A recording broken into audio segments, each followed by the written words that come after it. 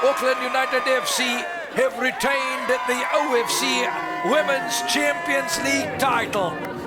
I'm Talisha Green. I play right back for the women's team and I'm the captain. I'm so proud of the girls and what we're creating here at Auckland United. Yeah, I've played with a lot of these girls from a very young age. So just to see everyone grow and kind of grow together is amazing.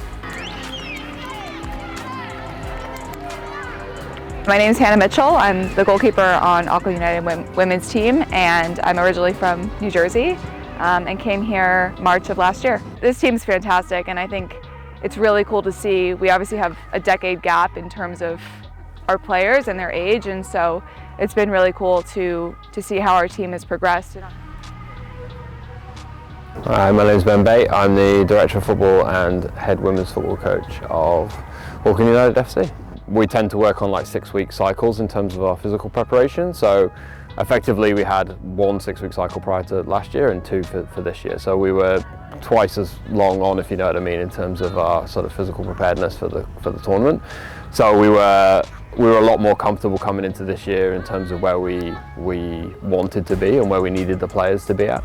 A key part of that for us in that first part of the pre-season phase is playing boys. Like we play our academy teams here at least once, if not twice a week for the first couple of weeks of pre-season, and sometimes through the full pre-season, depends on opposition, but that really helps us as well. It helps challenge the girls a lot physically, more so, technically, and then also the speed of the game also. So that's a key thing that really helps us, but obviously, like I say, playing a full round of competition and having that second 6-week periodisation cycle was massive for us in terms of helping us for this 25 edition.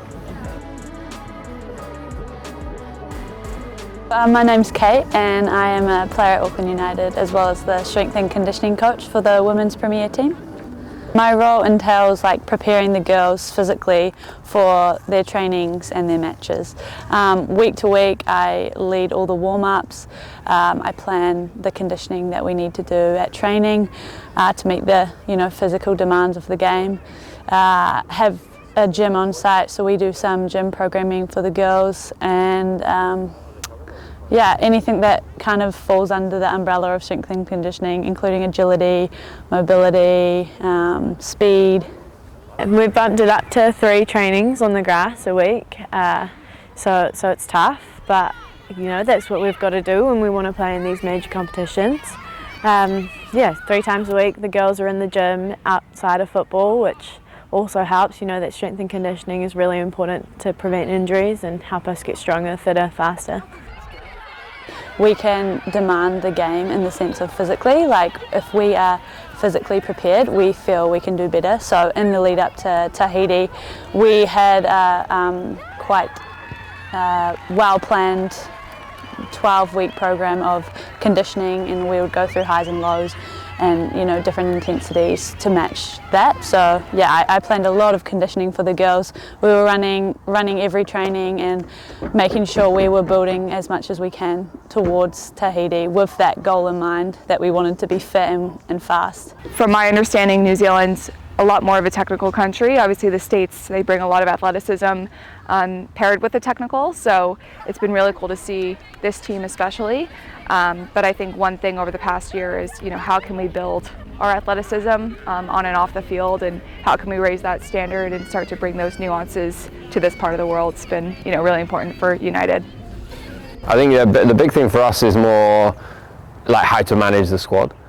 It becomes more about recovery and really utilising the pool for that sort of aspect of it, getting the girls in the sea, and then obviously doing a lot of stretching and all that sort of stuff outside of the football element of it too. And then in terms of the actual sessions themselves, obviously there's a high sort of tactical component in that based on the team that we're about to play, but it's also, again, it's just trying to keep that physical loading to a relative low amount for the players who don't need it, and then also trying to add that little bit more for those who do.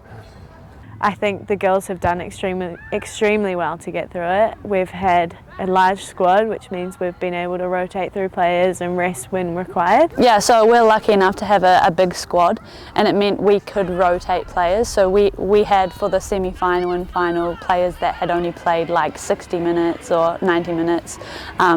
within the pool play stages. So I think that was a big one for us, like developing 22 players rather than the starting 11, like developing them physically.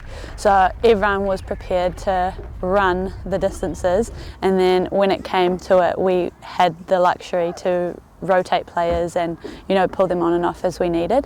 Got a couple of guys here who are interning for us at the club, and they were able to provide a lot of support from back in New Zealand. And then myself and the other two coaches as well, Craig and Joe, would go through our game as well as the opposition's game as well to be able to do a full review process, but then also a full analysis of the next opposition coming up as well. My name is Rizwan Ali, so I work with the women's first team at Auckland United as one of their analysts. My day-to-day role is to live coach, so looking at collecting clips during matches, looking at post-match analysis, looking at during the week how well they're done, and provide feedback through those video clips to the girls. It can be quite technical, looking at different aspects of the girls' games. So for example, looking at their goal scoring chances, looking at their defensive set pieces. So it's a very technical job, that's for sure.